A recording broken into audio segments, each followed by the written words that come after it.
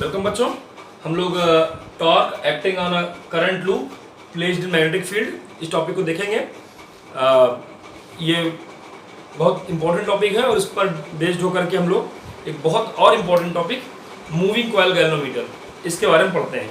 तो आइए पहले हम लोग जाने कि व्हाट इज़ द टॉर्क। यहाँ पर देखिए एक ये आपका कॉइल दिखाया जा रहा है। ये कॉइल दिखाई जा रही है, रेक्टेंगुलर कॉइल है। This coil is named as, ये कॉइल इस तरह लटका दी गई यहाँ से, ये ऐसे रखी हुई है in a uniform magnetic field. In a uniform magnetic field, एक यूनिफॉर्म मैग्नेटिक फील्ड है ये B.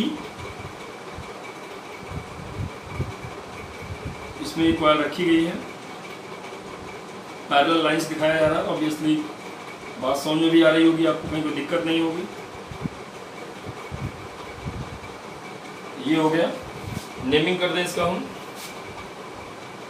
A B C D.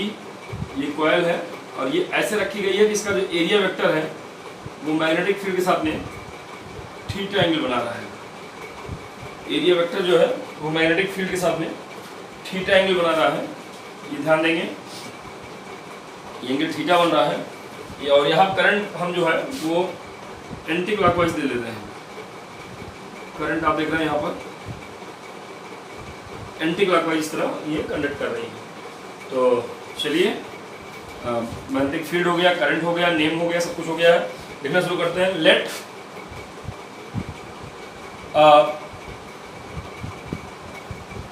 Current loop, let a current loop ABCD suspended in a uniform, suspended in an uniform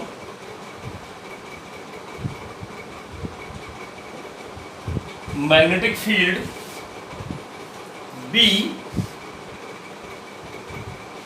as shown in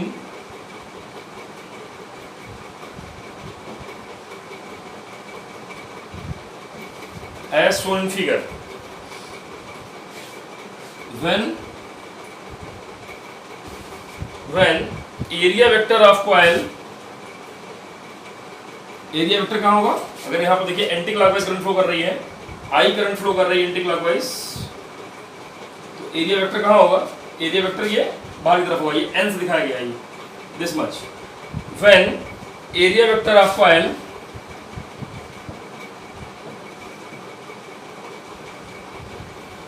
makes an angle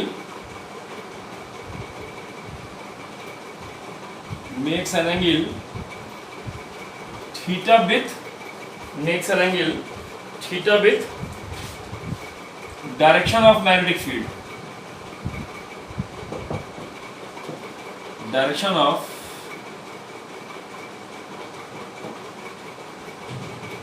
magnetic field के साथ में theta angle बना रहा है। Full stop. The forces F1, F2, F3 and F4 acting on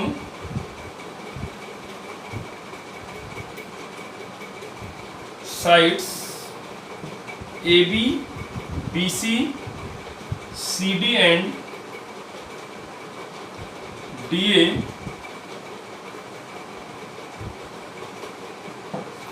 respectively, the direction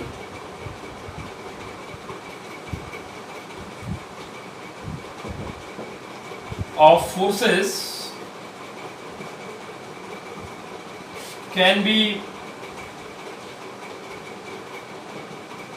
determined by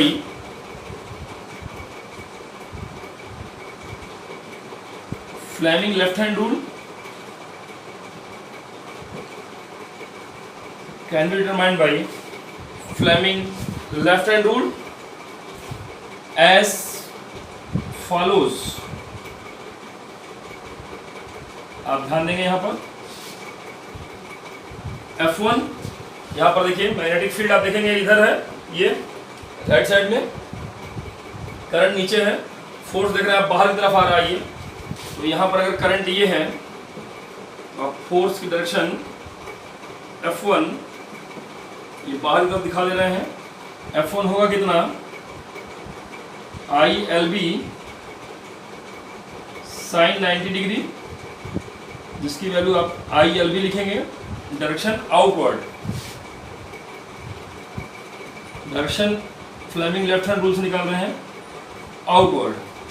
ऐसे ही F2 किधर आ जाएगा भाई, F2 माने इस नीचे वाले वायर पर फोर्स लगेगा कितना, IBB लेंथ L था, ब्रेड्थ इसका B है, IBB साइन 90 माइनस थीटा। देखिए करंट ये है I, मैग्नेटिक फील्ड ये है, ये एंगल थीटा है, तो ये बचा हुआ एंगल 90 माइनस थीटा होगा।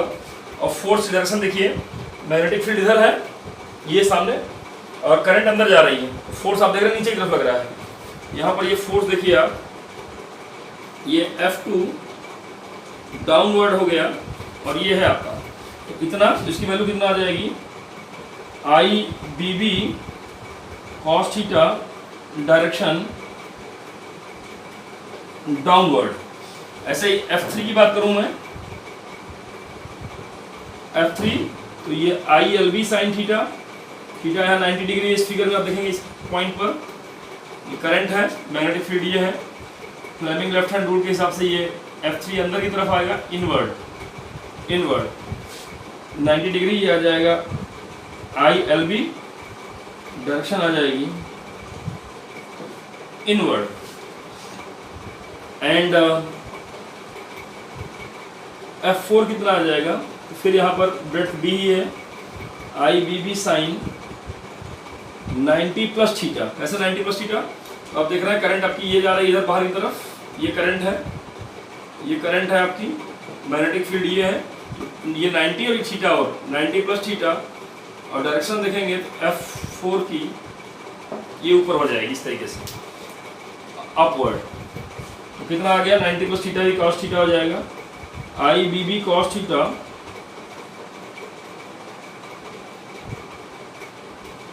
अपवर्ड, ये आ गया। तो ध्यान में आ गया होगा यहाँ पे आपको F1, F2, F3 सब आ गया। From figure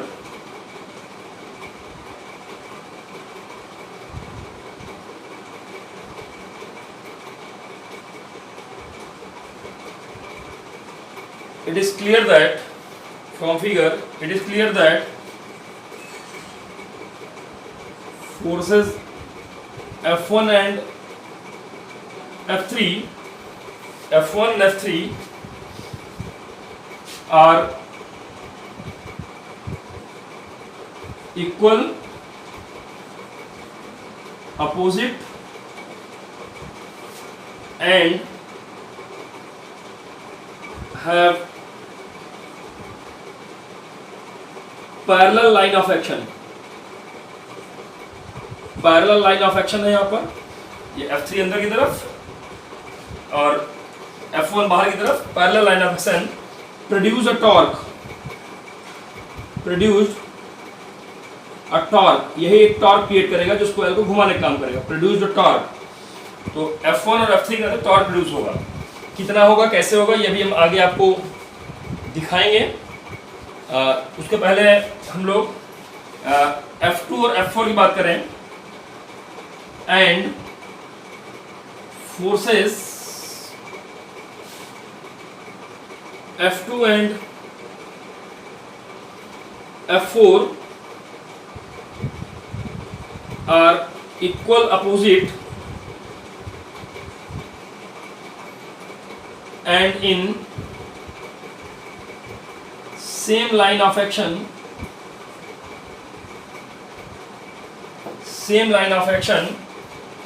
cancelled with each other,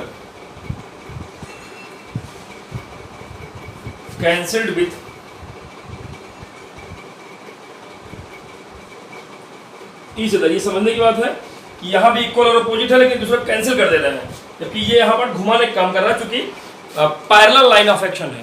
अगर सेम लाइन ऑफ एक्शन होता, पैरेलल लाइन ऑफ एक्शन में देखिए एक ऐसे है, एक ऐसे है, घुमाने का काम कर रहा है। और अगर सेम लाइन ऑफ एक्शन होता अप एंड डाउन तो ये कैंसिल कर दे रहा है। ये ध्यान देने की बात है। तो यहाँ पर F2 और F4 कैंसिल हो जा रहे हैं, जबकि F3 और F1 यहाँ टॉर्क क्रिएट कर रहे हैं। अगर हम वर्टिकल व्यू लेंगे, ऊपर से इसको देखने समझने का प्रयास करें, तो आप देखेंगे कि कुछ इस तरह का फिगर बन जाएगा। ये आपका पॉइंट A है, ये पॉइंट B है।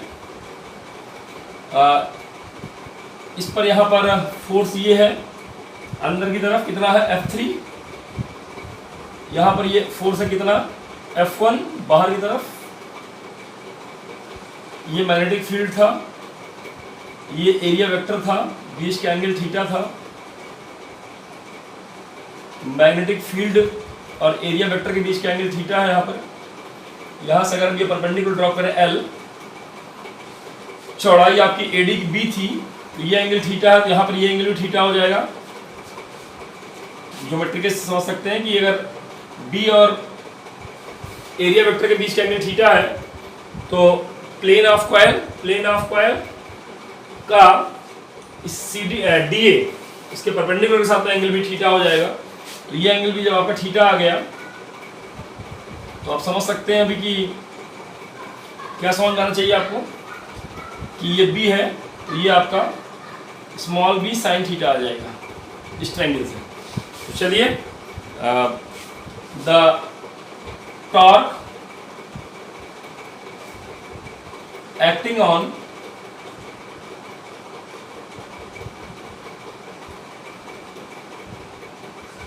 a rectangular coil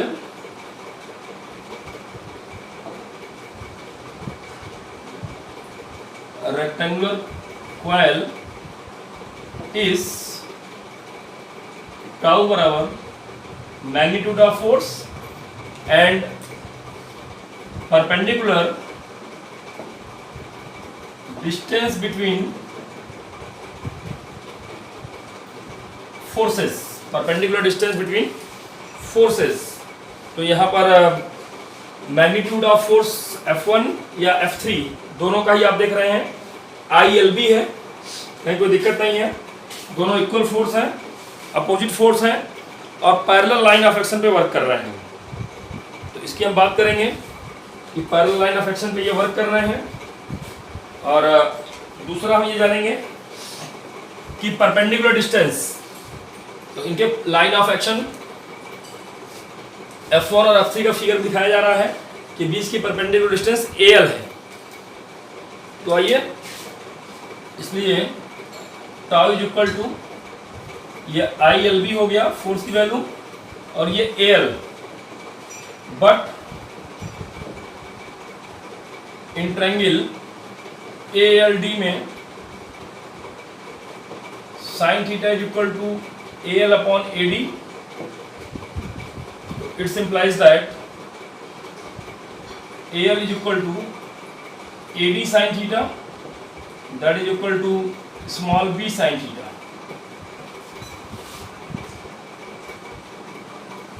So that tau is equal to ILB और ये आ जाएगा स्मॉल b sin थीटा। तो यहाँ पे आप देख रहे हैं कि टाउ की value I L into BB sine theta, but length into breadth that written as capital A, area of loop that written area of coil, then we can obtain the formula for torque IAB sin theta. ये magnitude के लिए formula आ गया IAB sin theta. Torque चूंकि एक vector quantity है, if या in vector form, area vector form है, तो tau is equal to I A cross B के फॉर्म में लिख सकते हैं इसको। If coil has n turns, अगर इसमें n टर्न्स हो देन तब यही formula tau is equal to, एक टर्न के लिए करंट आई थी, n टर्न के लिए ni, that becomes ni a cross b। Cross product की direction right hand thumb rule से निकालते हैं। इस बात को आप समझ रहे हैं कि direction of torque that is axial vector can be determined by right handed thumb rule. यहाँ पर एक क्वांटिटी है हियर NIA वेक्टर लगा हुआ देख रहे हैं, बड़ा इंपॉर्टेंट टर्म है।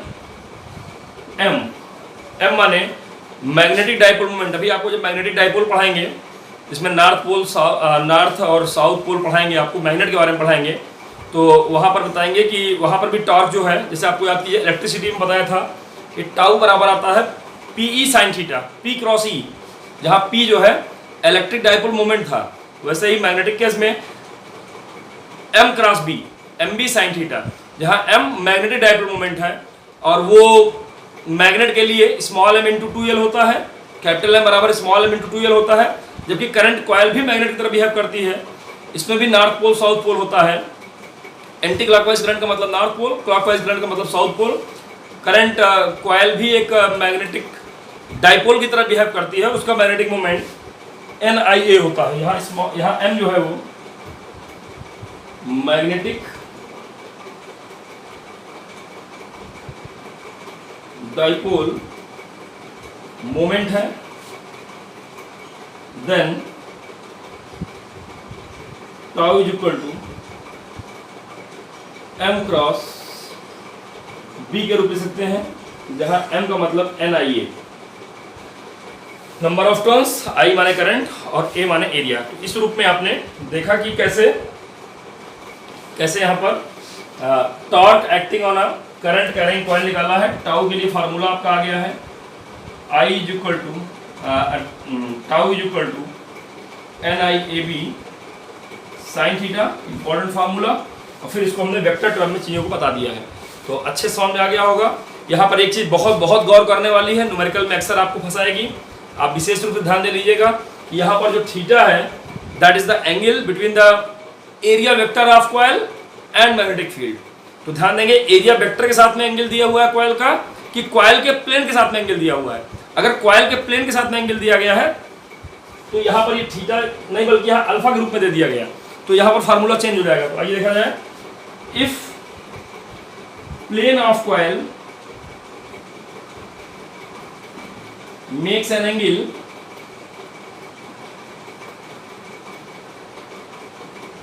अल्फा विथ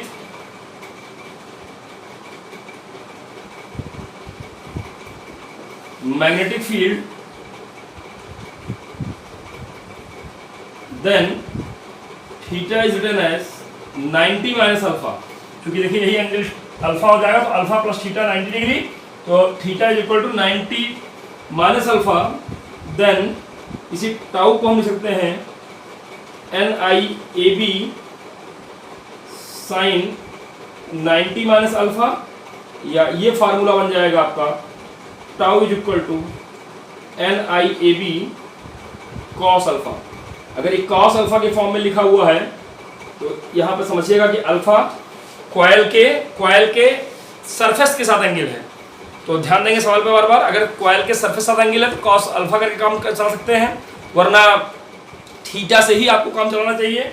थीटा ही मेन कॉन्सेप्ट है, मेन फार्मूला है, that is tau is equal to NIAB sine theta, जहाँ theta area vector of coil के साथ में मैग्नेटिक फील्ड का एंगल है।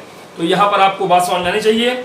इसमें डायरेक्शन का कॉन्सेप्ट, कहाँ पर F2 है, कहाँ पर F4 है, F1 और F3 कैसे टॉर्क क्रिएट कर रहे हैं, घुमाने का काम कर रहे हैं, जबकि F1 और F4 ये जो है आपका F4 और F2 आपका कैंसिल हो जा रहा है जस्ट इक्वल अपोजिट के केस में। तो ये सारी बातें आपको समझ आनी चाहिए। उम्मीद है ये डेरिवेशन आपको अच्छे से समझ में आया होगा। जो भी प्रॉब्लम होगी अभी हम आपके कमेंट्स लेते हैं और वहाँ पर आप हमको जरूर बताइएगा और हम उसके आपको उत्तर देते हैं। तो गुड लक बच्चों, ध्यान से देखिए, समझिए, पढ़िए और बताइए।